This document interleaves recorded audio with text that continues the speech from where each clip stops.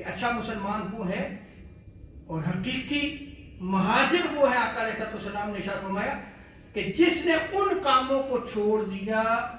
جن سے اللہ تبارک و تعالیٰ نے منع فرمایا ہے۔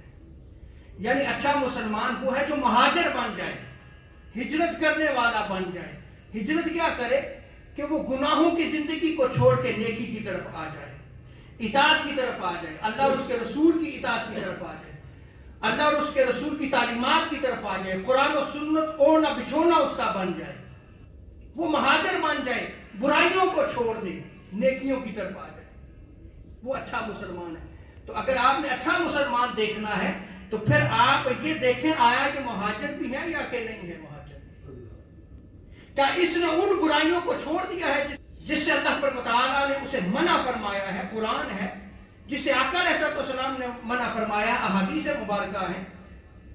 اگر وہ ان سے رکا ہوا ہے وہ اچھا مسلمان ہے، اور اگر ان سے رکا ہوا نہیں ہے